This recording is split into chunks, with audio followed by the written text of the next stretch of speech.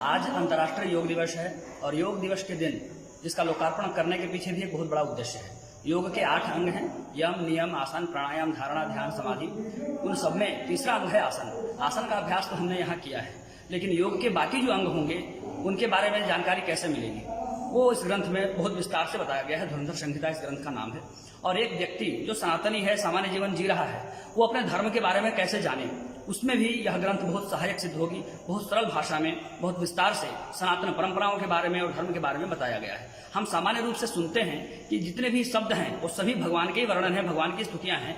पर अगर कोई प्रश्न कर दे, हमसे ही प्रश्न कर दे भाई क कहने से किस देवता का ध्यान हुआ, तो बहुत मुश्किल है कि लोग बता पाएं। तो उन सभी वर्ण मात्रिका लिपोद्धार का इसमें वर्णन किया गया है। बहुत ही 1.5 महीने के बहुत कठिन परिश्रम से और अचानक के संयोग से ईश्वरीय प्रेरणा से इस ग्रंथ का लेखन हुआ है।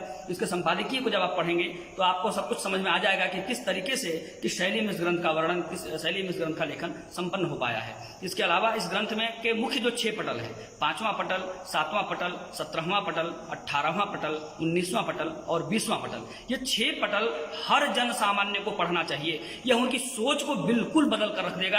और जो हम जीवन जीते हैं वो हमारी सोच पर निर्भर होता है। हमारी सोच यदि सकारात्मक है, हमारी सोच यदि सुदृढ़ है, हमारी सोच यदि बहुत अच्छी है, यौगिक सोच है, तो हमारा जीवन भी योगमयी हो सकता है, योगमय जीवन हमारा हो सकता है। उसमें यह ग्रंथ बहुत सहायक सिद्ध होगा। यह आपके सोचने की शैली को बिल्कुल बदल कर रख देता है और आप ऐसा अनुभव करने लगते हैं कि इस ग्रंथ को पढ़ने के बाद मेरा जीवन बदल गया। मैं आशा करता हूं कि आप सब लोग इस ग्रंथ को अपनाएंगे, पढ़ेंगे और मुझे पूरा विश्वास है कि एक बार अगर आपने इसको पढ़ लिया तो आप इसको जीवन भर के लिए अपना लेंगे। जय श्री नारायण।